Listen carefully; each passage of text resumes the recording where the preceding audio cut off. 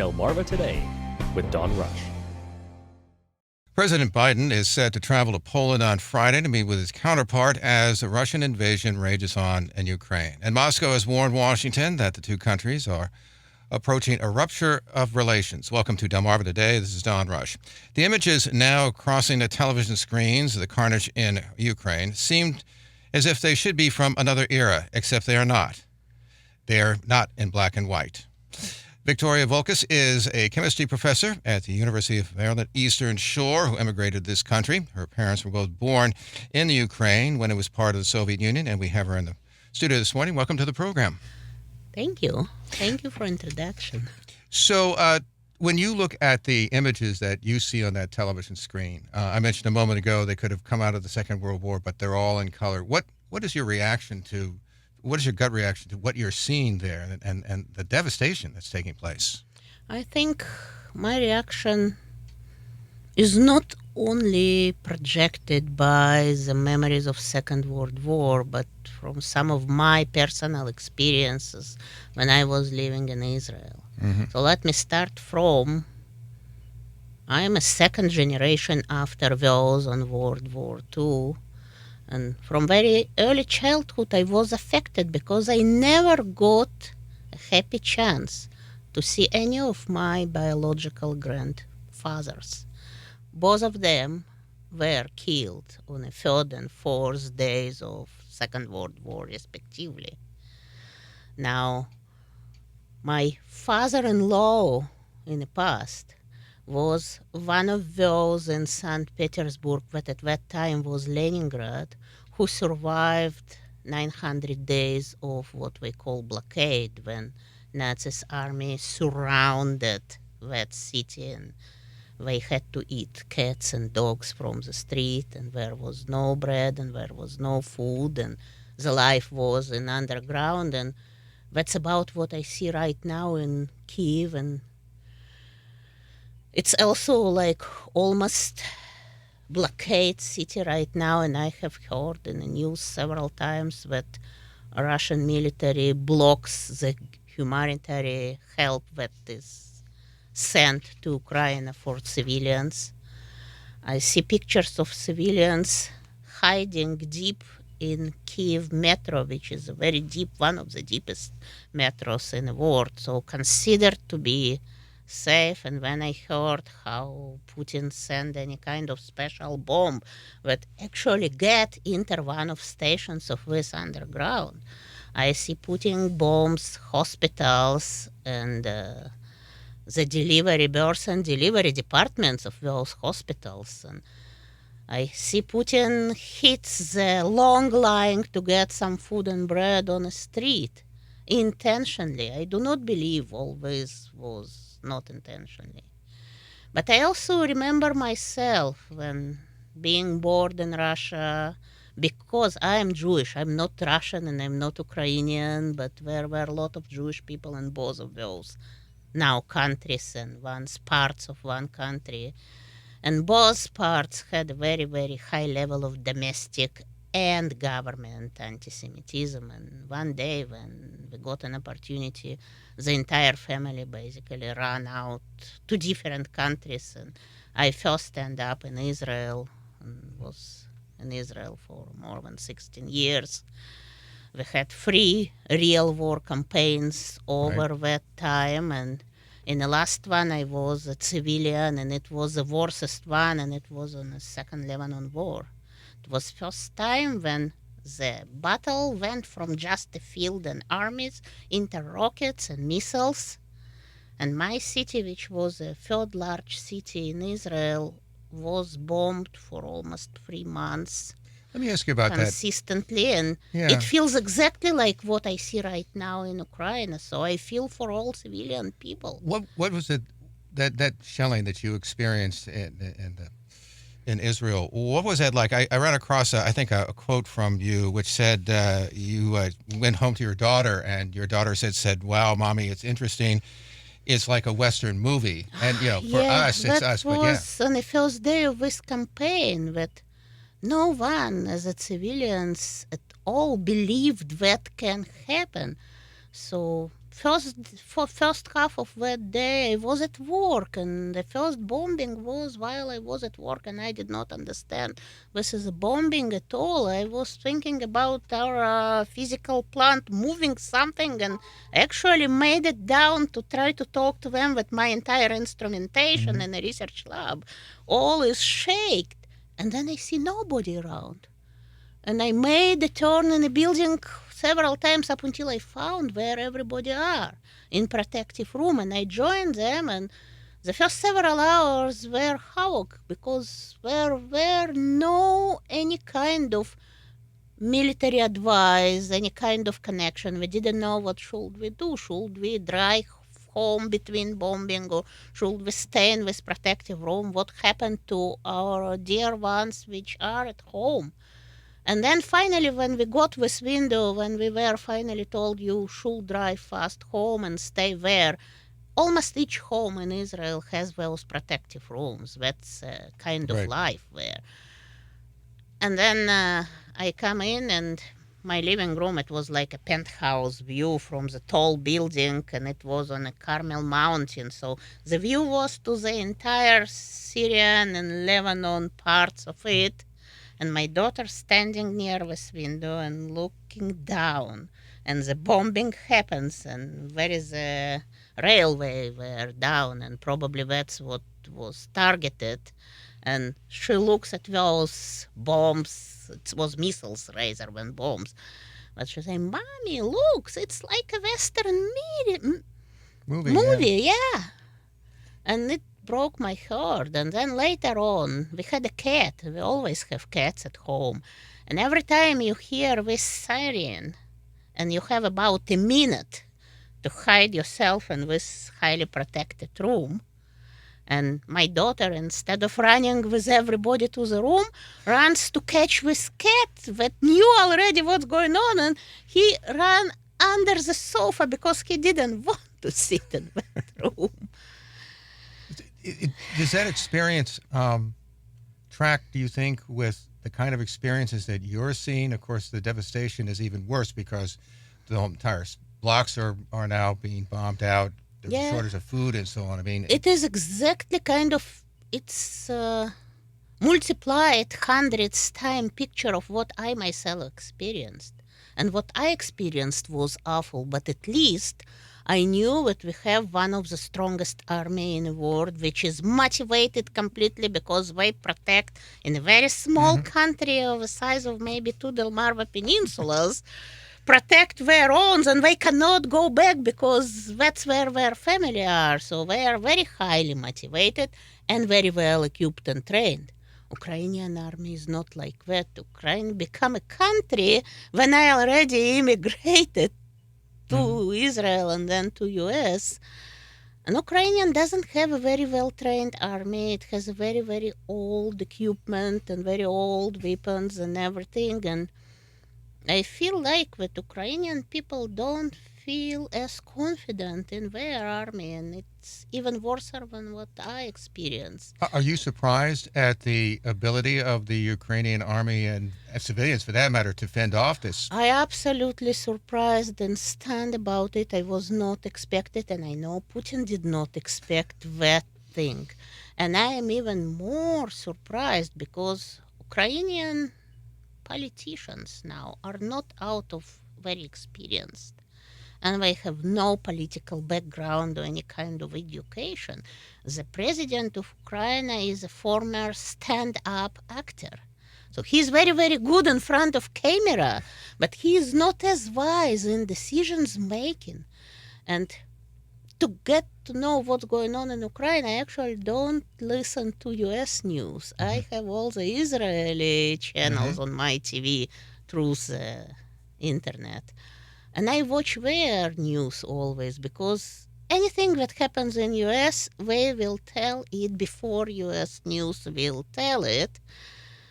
And there are several reporters there with several political views, but there is one which is very much out of the box and out of the regular flows. Well, in terms of President Zelensky, what do you make of him? You mentioned a moment ago that He was a comedian. As a matter of fact, I saw one of the episodes, I think, in his series. How do you think he's handled this? I mean, he seems certainly to have marshaled the world in some fashion or another. He's continuously communicating that kind of thing. I honestly think, and that's what I was trying Yeah. to get to before, I think he acts more as an actor, not much as a politician, because as an actor, he is very, very successful to keep the Ukrainian people with a high spirit and Ukrainian army with a high spirit, but he doesn't know to make a dialogue with other political leaders. And what this out of stream reporter was always talking that for Ukraine it was much wiser to agree for the situation that was at very beginning when it was a little pieces Donbass and then Crimea, which already was actually in fact occupied. The problem is that most of people there are pro-Russians and former Russians. And it was not politically wise, maybe, that's what that reporter said. I try to keep neutral myself.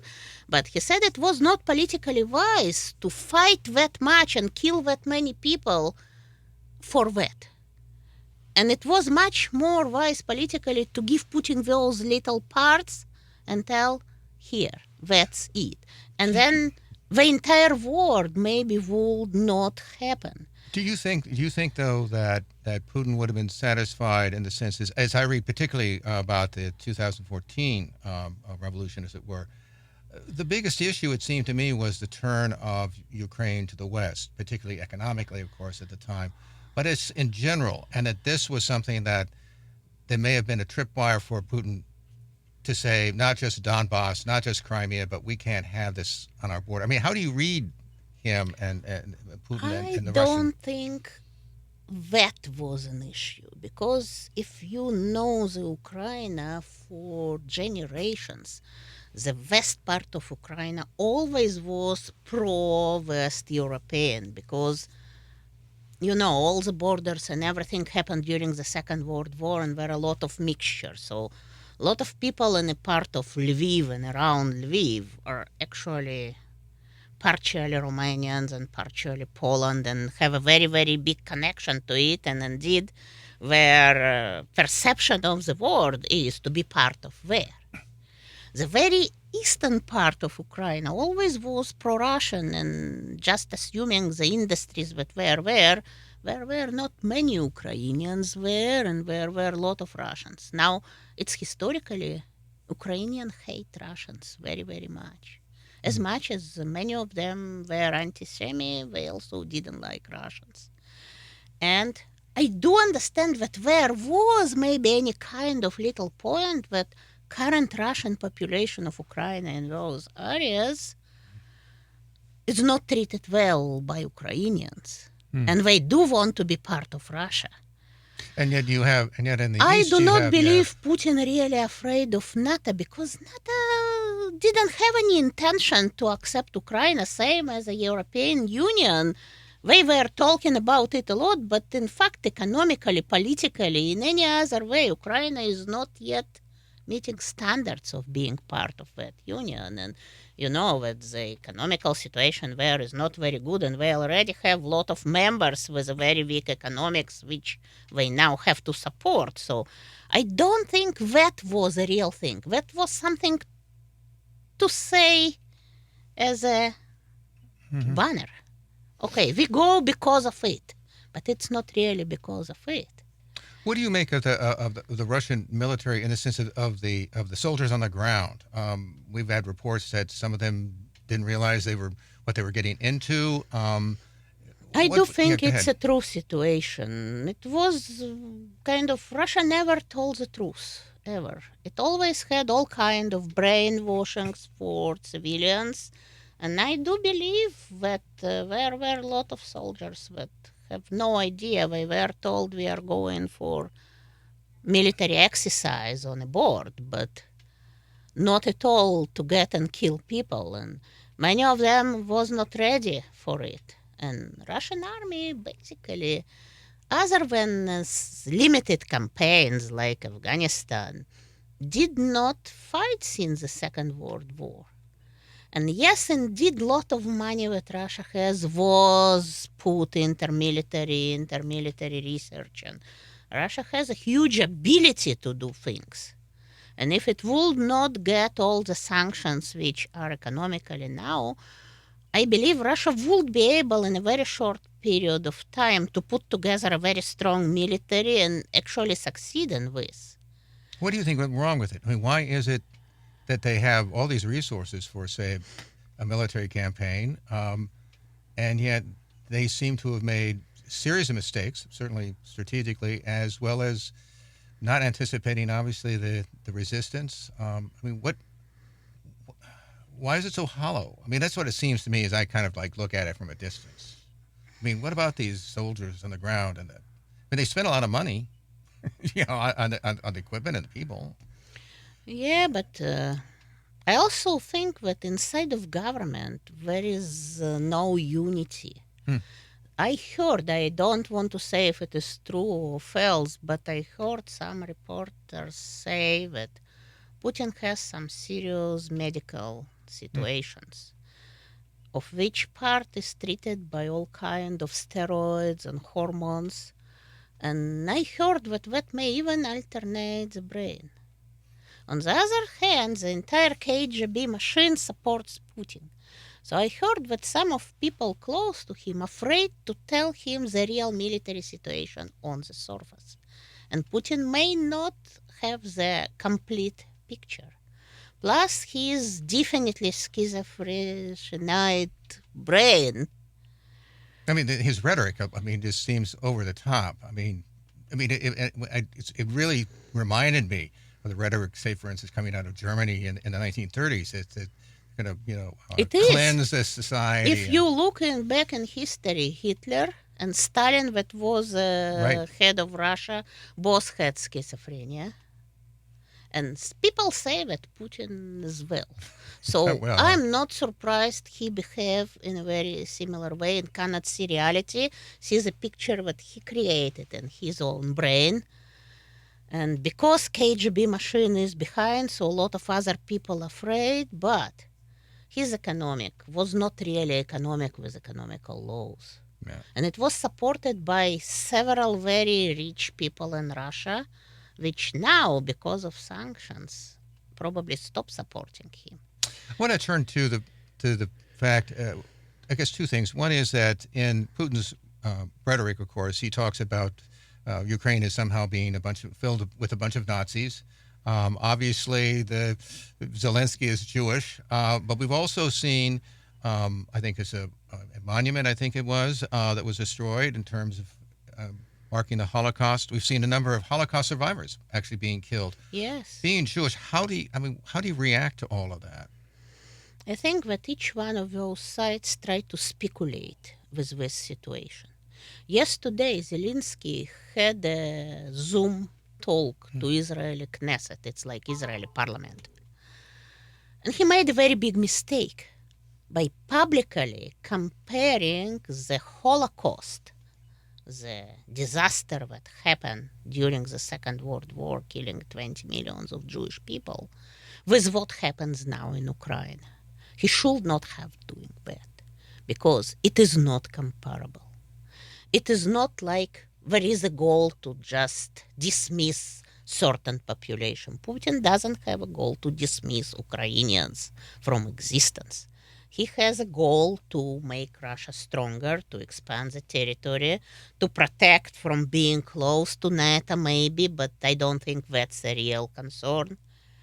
He just wants dynasty that he once had with 15 federations that he doesn't have right now. And indeed, with all what is going on in his brain, he is trying to make Russia stronger, to make Russia more speaking. I don't think when he started it, he expected the situation to develop the way it is right now. But I do think it was a big mistake of Zelensky yesterday to compare it with Holocaust, because it is not.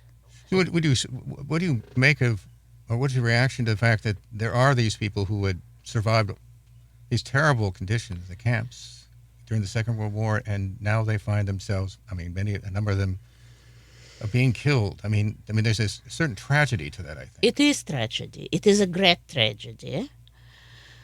But it's a tragedy of individual people. Right. It's not a tragedy of Ukrainian art. Ukrainians, it's a different tragedy. It's the same tragedy it once was in Kosovo and in all kind of places where civilians got under war conditions, being not enough protected by their country, by their government. And I think that is a tragedy as much as Holocaust tragedy, but it's not the same type of tragedy and cannot be compared. As for how those people feel, I believe they are now in heaven and they now feel better than what it was when they were sitting in that. They probably were not in a condition to go down to any protective room. So they were. And I have seen it. When we were under bombing attack, I just had one of neighbor's friend in my home. He was a veteran of the Second World War. And any time when we had those sirens and had to run, he never did. And no matter what his family tried to do, he just sit and he said always, if I survived that, and if the God wants me to survive this, it will let me. And if not, I don't care. And I do believe many of those people had kind of similar feelings. I want to turn to the Russian people themselves. How do you read them in terms of whether the impact of this war has yet to be felt? How do you think they feel about this effort? So I do have still some friends. What do they say? I probably will never see them, and I have never seen them since I left Russia, but I do keep connection through media portals like Facebook, for example, with many of them. And I need to start from kind of what Russian people in general as a mass were. There were three categories there. One, and the largest one, is a very simple people with very limited level of education that believes everything that is shown on TV. So easy way to brainwash, and how Russia helped to brainwash. Alcoholism and drinking was always a part of it, and they just let them. The vodka was cheaper than pound of pastrami in Russia. And indeed, they let those people to consistently be addicted, be drunk, because that way is the easiest way to control the mass. And actually, the mass of Russian is like that. Now, there is Russian intelligence. And indeed, my friends are all coming from that category. Those people feel incredible shame now. What the Russian government is doing does not reflect in any way what they think and what they feel. Yet it indeed affected everything they have, their science, their businesses, their social media. I have artists among them, and their personal life, because one of my friends just recently published on Facebook that the imported medications that she typically used too are now unavailable. Russians became, because of it, so expensive that she will never be able to afford it. And she has a brother with a Down syndrome, and she holds a hostel, how to call it, for homeless pets, for homeless cats, and help in this. And now she found herself with all that, and some of her friends typically try to help her by buying her artist piece, and they use PayPal to pay. And now there is no PayPal, there is no credit cards, there is no money there. And also, I think yesterday or 2 days ago, Putin prohibited Facebook, so I don't know when next time and how occasionally I will or will not hear about all. But those people, as long as they still have access to media, they project the shame. Now, not all of them are brave enough to go out to the streets, because anytime in Russia now you try to go to the streets, the Putin and KGB forces in a brutal way put it down and arrest thousands of people, and those people can be thrown to the jail without any court without anything and spend their years and assuming condition of jail there probably will die there very, very soon. Are you surprised at the largeness of the protests that have taken place? The fact that they're living, and it does seem as if Putin is trying to tighten his grip, as it were, on Russia, and yet we have these thousands of people who at least have come out initially, anyway, during the war.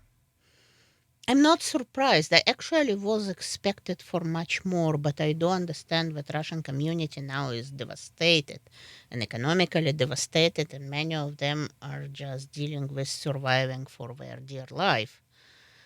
So I'm not surprised people came out. I would expect more of them, but I do understand why it doesn't happen.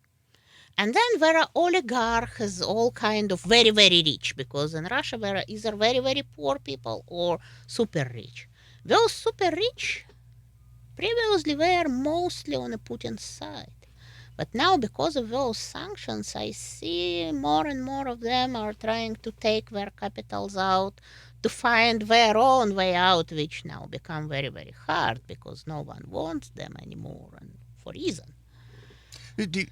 I've seen reports where there are Russians that are coming across the border, and I guess into Finland and so on, that are leaving. I don't know exactly who they are. I mean, they're obviously not the oligarchs. Do you think we'll see more of that? Do you see sort of a brain drain, as it were, from Russia because people will want to get out? So let me put it this way. Yeah. Most of Russian brains ran away in early 90s when the curtains were open for a while. And that's because average Russian scientist, and I started being scientist actually in Russia. I started my PhD in Russia. I never finished it because I immigrated before it, and then I did everything in the Technion. But average salary of engineer or scientist in Russia was about 3 times less when the average salary of worker that stands near his machine and makes those screws every day. So anyone, and there was no else who science cost money. That's nothing to do. Here we have NSF and million other agencies that can help talented scientists to do their science. In Russia, there is nothing like that, and if previously there were at least any kind of allocated fund for it, to keep up with the world competition mostly. Now, there is no money there. So anyone who actually loved science ran away, other than those who did it for military, who Russia will not let out. So in my opinion, it's not the brains who will now get out of Russia.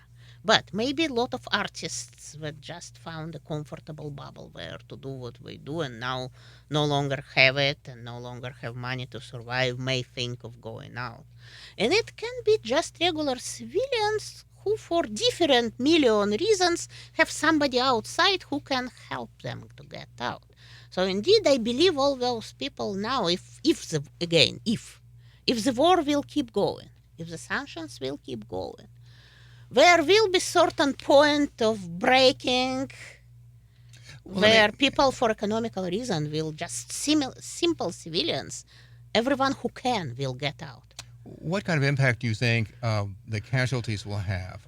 In Afghanistan, for example, over this long period of time, there were a large number of Russians who were killed in Afghanistan, and as a result, the mothers began to say, why are we there? We don't like this. Obviously, we're going to probably see something similar to that, but we'll see. So let me tell you, that's a big mistake. Yeah, you think so? Mothers in Russia, in Afghan campaign, had no voice. Never were asked. They will send their sons for mandatory 2 years military service. They even didn't know up until they come back alive or dead. Right. Their sons were in Afghanistan. Right.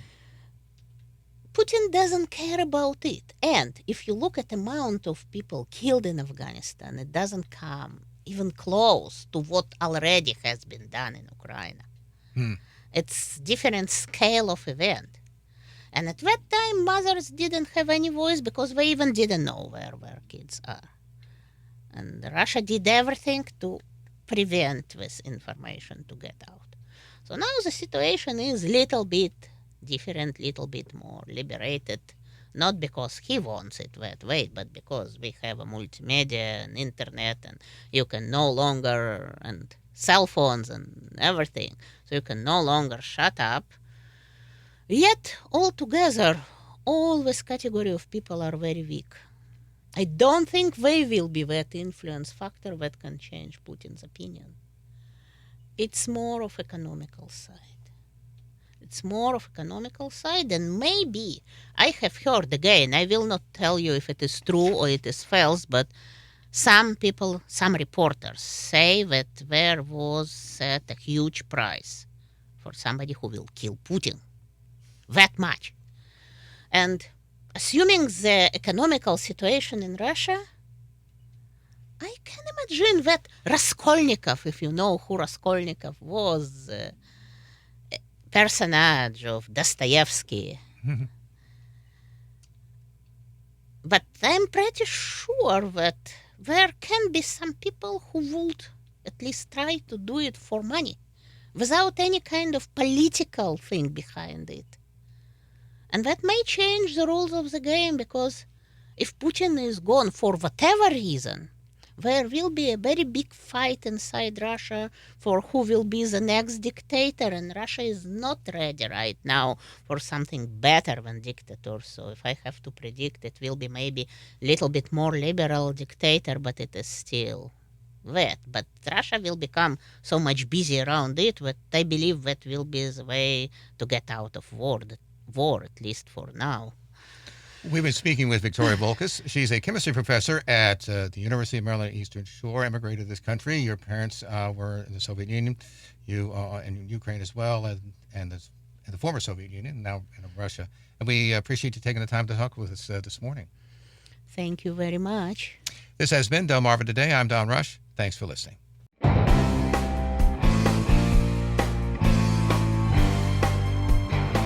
Delmarva Today with Don Rush.